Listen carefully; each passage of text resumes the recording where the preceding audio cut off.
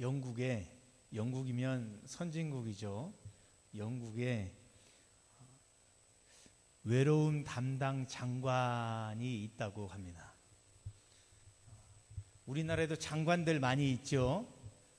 누가 장관이 되냐에 따라서 그것에 대해서 옳다, 나쁘다, 안 된다, 자격 없다 막 그러는데, 영국에 외로움 담당 장관이 있다 그래서 저는 못 믿었습니다. 그래서 검색해 봤어요. 그랬더니 진짜로 있어요. 안 믿겨지는데 있어요. 외로움 담당 장관이에요. 직급이 장관이고 외로움 담당을 해요. 왜 그런가 했더니 이 시대가 너무나도 어렵다는 거예요. 나이 많은 분들은 나이 많아서 어렵고 젊은이들은 젊어서 어렵다는 거예요. 그래서 한 자료에 보니까 청년들의 고독이 장년들의 고독을 앞지르고 있다라는 기사를 보았어요. 지금 이 자리는 청년보다 장년들이 더 많이 계시는데요. 장년의 삶의 고민들이 많이 있죠. 앞으로의 미래, 은퇴 계획, 그런 고민도 있고, 또 더 연세가 드신 분들은 평생의 반려자가 언제 떠날지도 모른다는, 혼자 남을 수 있다는 그런 고민, 여러 가지 고민들이 있습니다. 근데 우리 장년들이 생각할 때는 내가 다시 20대로 돌아간다면, 내가 다시 청년으로 돌아간다면 정말 새로운 인생을 살 것이다 라는 마음이 있는데, 정작 청년들은 그런 장년들보다도 더 괴로움이 많고 고독함이 많고 외로움이 많고 힘들게 살아가고 있다는 것입니다. 이렇게 생각해 보면 편한 세대가 없는 것 같아요. 가장 편한 세대는 어린아이들인 것 같아요. 부모님께 맡기고 살아가는 어린아이들이 가장 나은 것 같습니다. 제가 성경을 이렇게 쭉 보다가 어떻게 이런 일이라는 생각이 들 정도로 좀 제 마음을 거스리는, 제 신앙을 거스리는 그런 말씀을 읽었습니다. 제가 세 번역으로 좀 읽어드리겠습니다. 내가 태어난 날이 저주를 받았어야 했는데, 생일이 저주받았어야 한다는 거죠.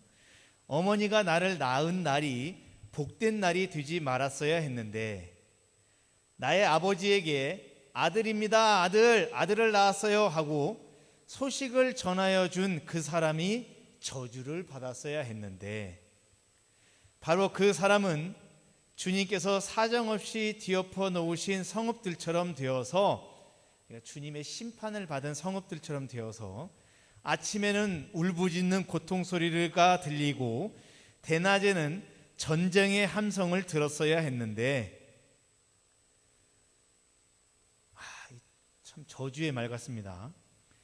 내가 모태에서 죽어 어머니가 나의 무덤이 되었어야 했는데, 내가 영원히 모태 속에 있었어야 했는데, 어찌하여 이 몸이 모태에서 나와서 이처럼 고난과 고통을 겪고 나의 생애를 마치는 날까지 이러한 수모를 받는가?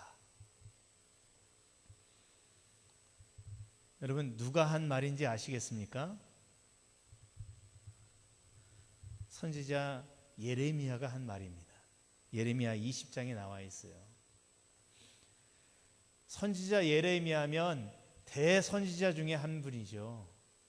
그런데 그런 분이 이런 말을 했다니 믿기지가 않고, 또 하나, 성경은 제가 아는 한 성경은 소망의 책인데, 이 성경 속에 어찌 이렇게 믿음 없는 말이, 신앙 없는 말이, 저주와 같은 말이 실려 있는가? 그리고 어떻게 선지자가 믿음을 없이 잃어버리고, 어찌 자기에게 어떤 환경과 어떤 역경이 닥친다 할지라도 어떻게 이런 말을 퍼부어댈 수 있는가? 마음에는 품을 수 있지만 입에 담아서는 안 되는 말이 있는데, 어찌 선지자가 마음에 품은 것을 그대로 말로 표현하고 있는가? 하나님께서 이 말을 들었을 때 기뻐하실까? 주위에 있는 사람들이 이 말을 하는 말을 들었으면 어이구, 선지자라는 것이 믿음도 없고 그런 말 듣지 않았을까? 목사인 내가 하면 어떻게 될까요? 아이고, 기도도 하지 않고, 어이구, 성경도 보지도 않고, 참 그런 말이 들려올 것 같아요. 여러분, 이 예레미야가 왜 이렇게 고통스럽고 저주스러운 이런 말들을 쏟아내고 있을까요?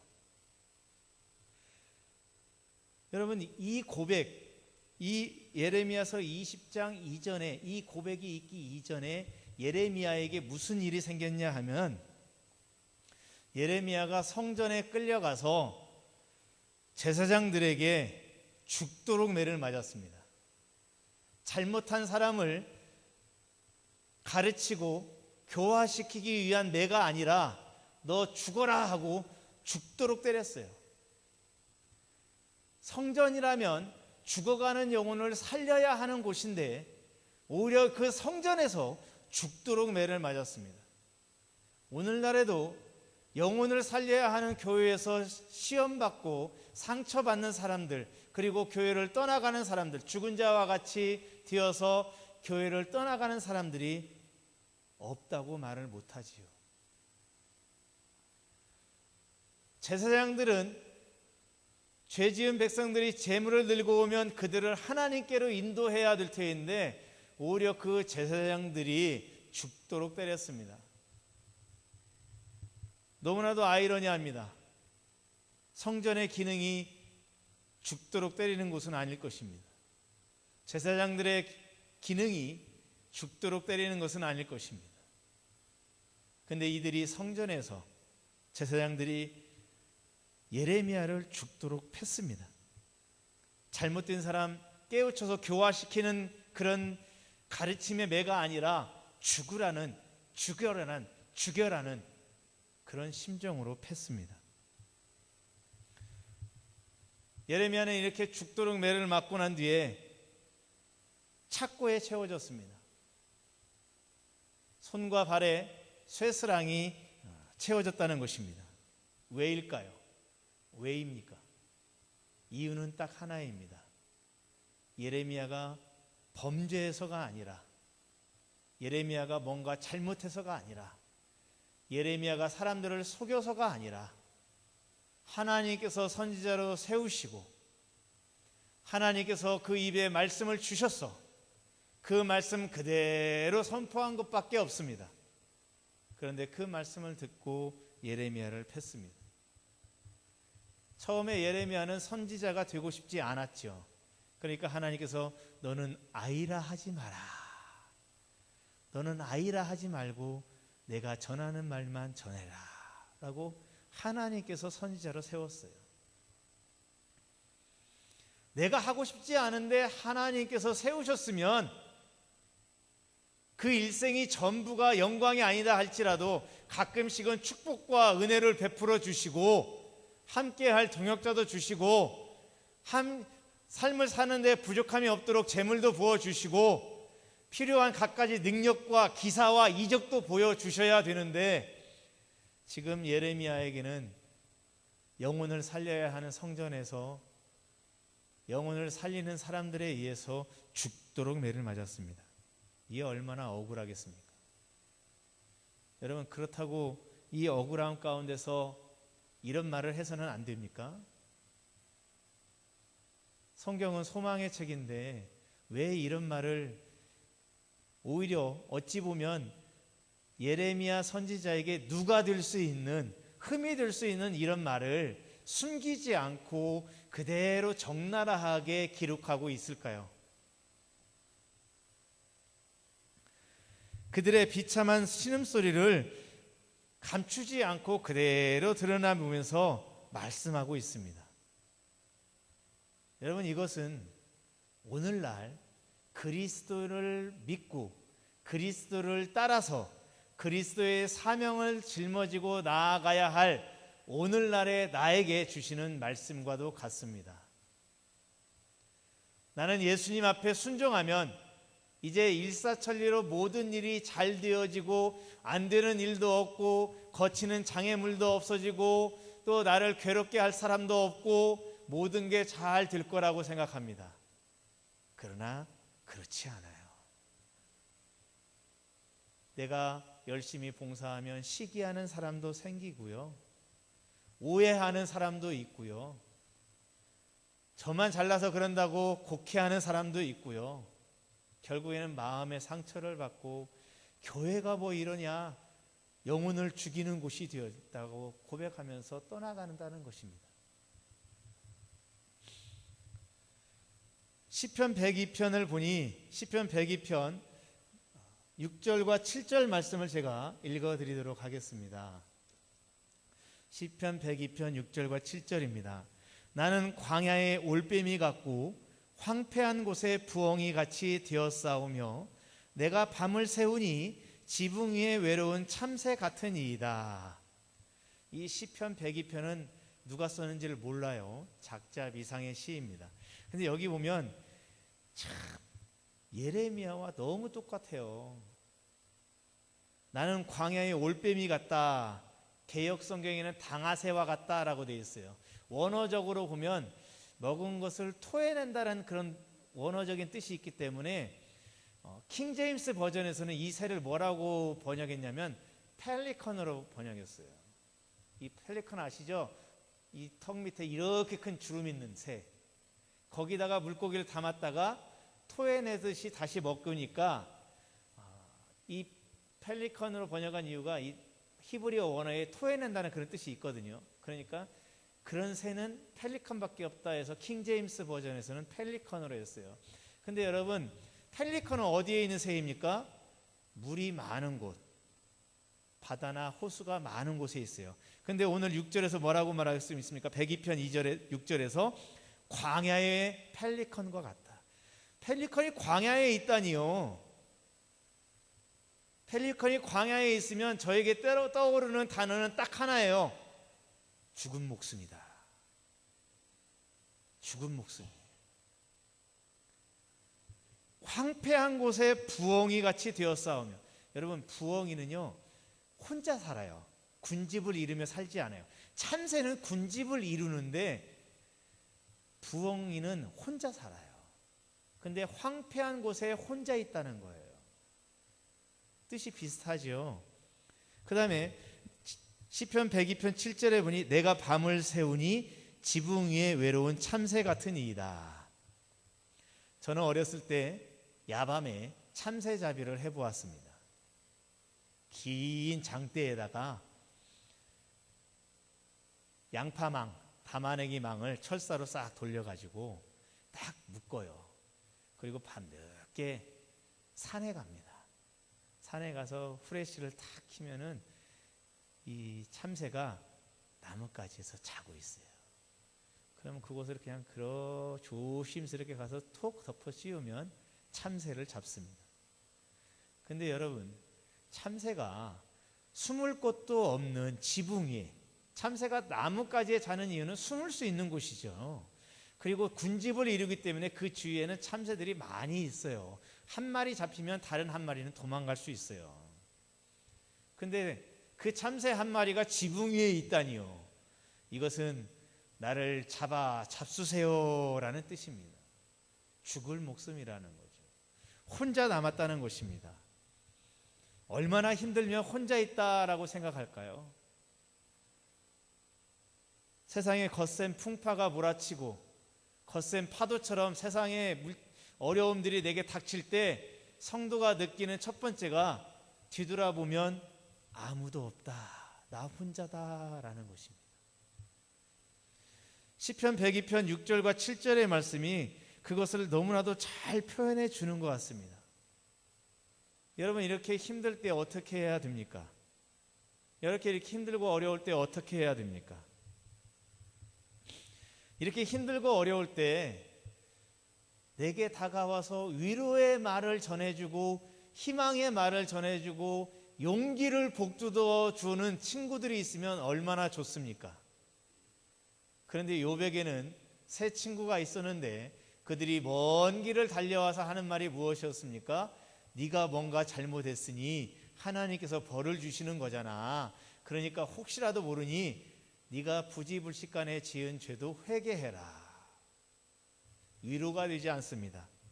오늘 예레미야가 여러분 정말 자기가 태어난 날이 저주받았어야 되는데 라는 이런 말을 내뱉을 정도로, 그리고 성전에서 죽도록 제사장들에게 매를 맞았던 이 예레미야에게 친구들은 와서 뭐라고 한 줄 아십니까? 너는 문제하다. 너는 분란을 일으킨다. 너는 말썽장이다 라고 말합니다. 2번 죽이는 것 같습니다. 나중에 이 예레미야가 뭐라고 고백합니까? 주님께 말할 때 주님은 나를 속이셨습니다. 나는 선지자 되고 싶지 않다고 했는데 주님은 나를 선지자로 세우셨고 그 결과 나는 조롱거리가 되고 말았습니다. 내가 다시는 주님의 이름으로 말씀을 외치지 않겠노라 라고 다짐을 했지만 내 마음속에서 너무나 불타오르는 그 능력으로 말미암아 나는 또 외치고 말았습니다. 주님, 어찌하면 좋습니까? 내가 이렇게 외롭고 내가 이렇게 힘들고 내가 이렇게 죽을 지경에 머물렀을 때에 주님께서 하신 일은 무엇입니까? 내가 가장 주님이 필요하고 주의 도우심이 필요할 그때 왜 주님은 침묵하고 계셨습니까? 여러분, 예레미야는 눈물의 선지자죠.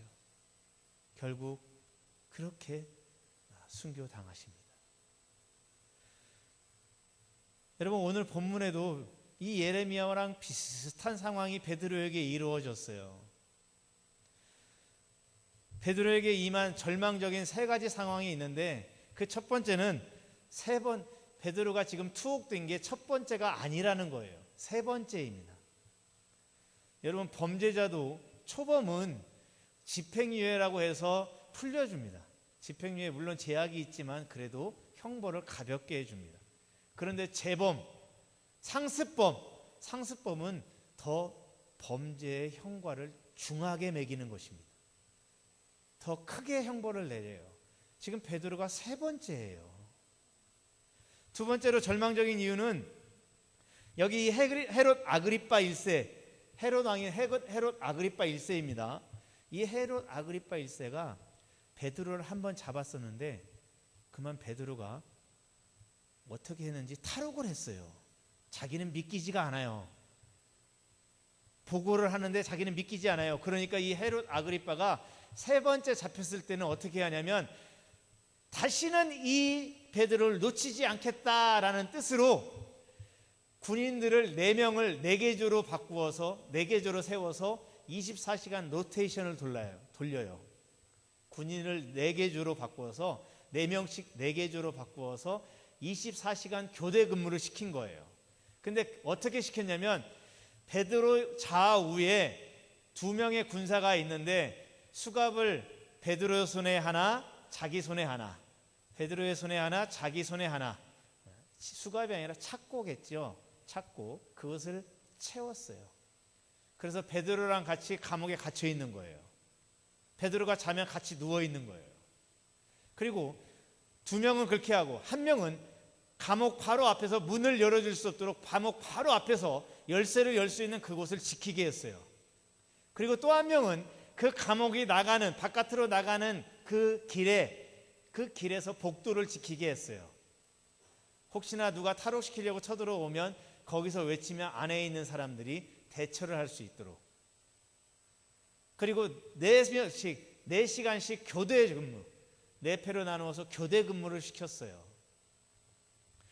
그러니까 절망적인 상황이죠. 베드로가 이제 탈옥할래야 탈옥할 수 없는 그런 상황에 있는 거예요. 3번째 절망적인 사건은 가장 중요한 건데 가장 절망적인 사건인데 12장 6절, 우리 사도행전 12장 6절 말씀을 한번 보시기 바랍니다. 헤롯이 잡아내려고 하는 그 전날 밤에, 여기 잡아내려고 하는 그 전날 밤이라고 했습니다. 그러니까 다음날 아침이 밝아지면 베드로를 잡아내서 목을 치겠다는 거예요. 죽이겠다는 거예요. 시간이 없다는 거예요. 뭔가 잘못했으면 상소라도 올릴 수 있는 시간이 있어야 하잖아요. 변호를 할 수 있는 시간이 있어야 하잖아요. 정치적으로 어떤 힘 있는 사람을 안다면 그들을 통해서 시간의 유예를 좀 잡아볼 수 있는 그런 여유도 없다는 거예요. 당장 내일 아침이면 죽어야 돼요. 이런 세 가지 절망적인 상황 가운데 있는데, 여러분, 베드로는 이런 절망적인 상황 가운데서 어떻게 하고 있는지 아십니까? 베드로의 모습이 이 절망적인 상황보다 더 놀랍습니다. 12장 6절 보시기 바랍니다. 베드로는 어떻게 하고 있는지 보겠습니다. 헤롯이 잡아내려고 하는 그 전날 밤에 베드로가 두 군인 틈에서 두 쇠사슬에 매어 누워 자는데, 베드로가 누워 자고 있습니다. 제 눈이 의심스럽습니다. 다시 봐도 누워 자고 있습니다. 여러분, 내 인생의 마지막 날이 하루 남았다고 하면 여러분은 무엇을 하시겠습니까? 저는 많은 일들에 대해서 생각을 하겠지만 일단 저의 일생을 되돌아보면서 삶을 정리할 것이고, 또 나는 형장의 이슬로 사라지지만 남겨져 있는 가족과, 베드로는 결혼을 했죠. 장모가 등장하니까요. 자식들과 나와 함께 사역했던 동료들, 그들에게 유언처럼 남겨진 일들도 부탁해야 되고 그들이 어떻게 잘 살아갈까 하는 걱정 때문에 저는 잠을 이루지 못할 것 같습니다. 우리는 커피 한 잔만 잘못 마셔도 잠 못 자는 사람들이 많이 있죠. 그까지 커피 한 잔만 잘못 마셔도 밤새도록 잠을 지새우는 게 우리의 모습인데, 지금 베드로의 모습은 내일 당장 형장의 이슬로 사라져야 할 그 베드로의 모습은 너무나도 다른 것입니다. 그는 아주 쿨쿨 자고 있습니다.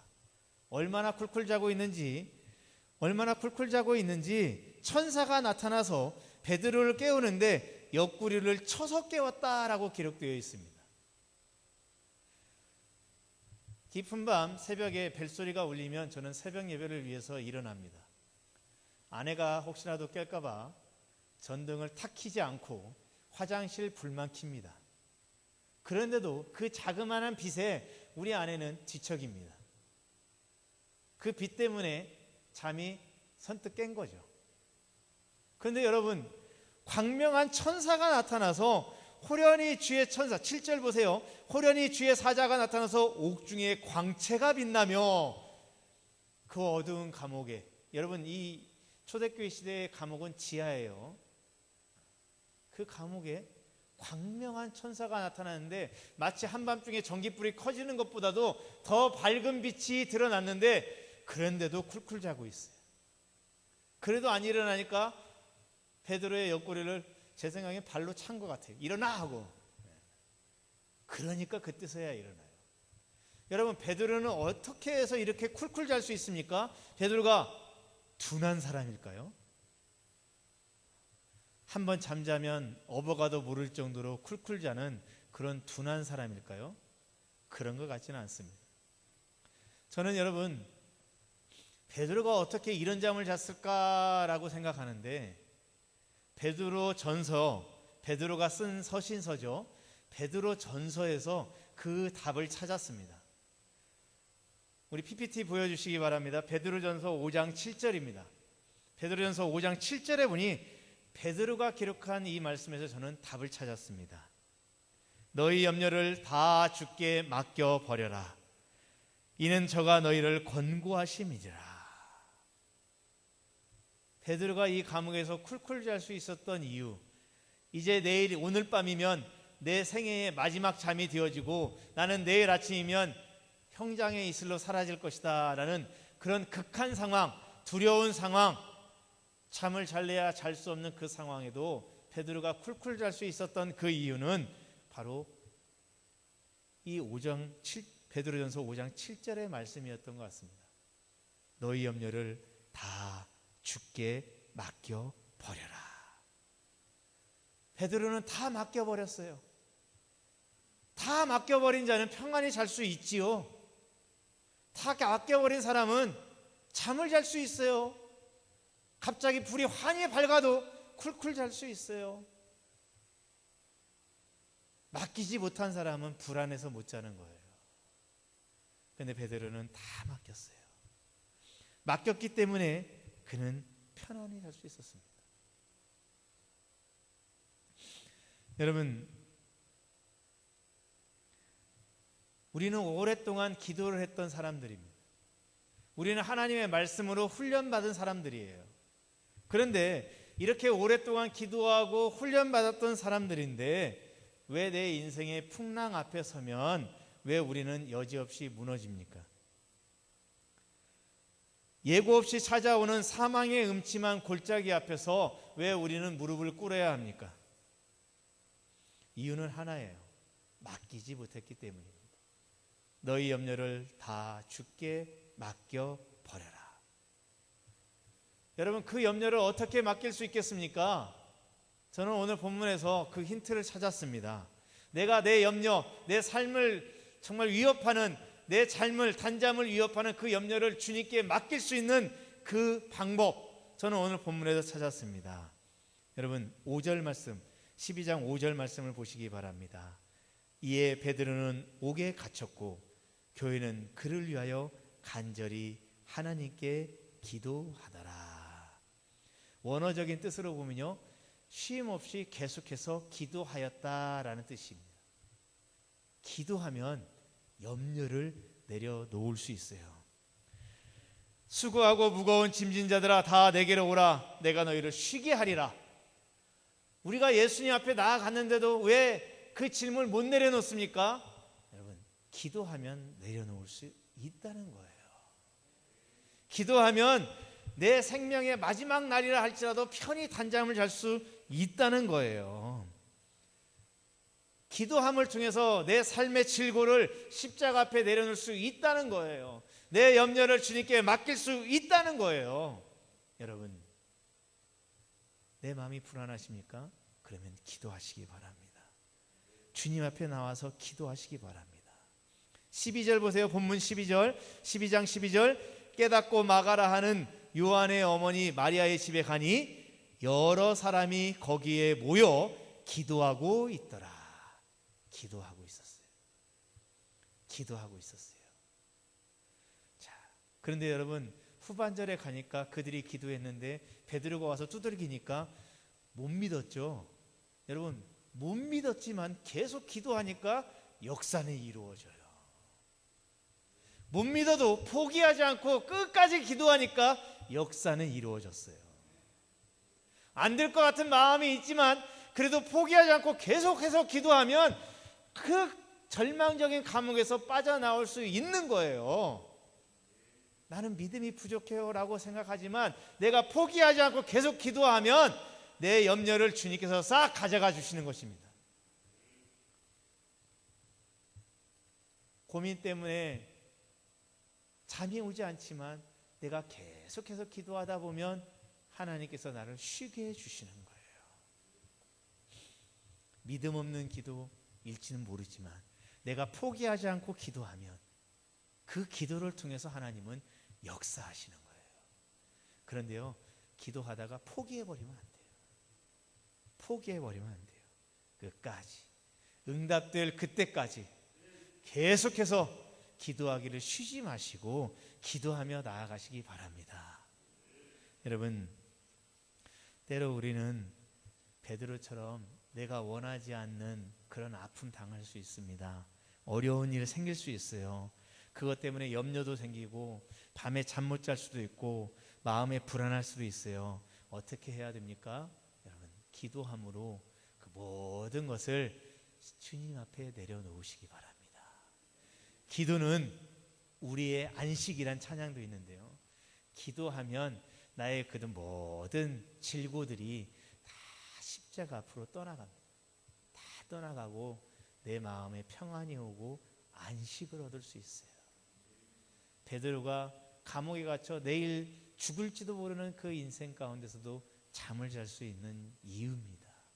너희 염려를 다 주께 맡겨 버려라. 여러분, 예레미야처럼 이런 고통, 이런 아픔 왜 내게 찾아왔냐고 그러지 마시고, 여러분, 그 상황을 보지 마시고, 그 현실을 보지 마시고, 그건 넘어서 이 고통을 왜 내게 주시는지 그 하나님을 바라보면서 기도하면 달라질 줄로 믿습니다. 달라질 줄로 믿습니다. 우리 찬양합니다. 예배 시작할 때 드렸던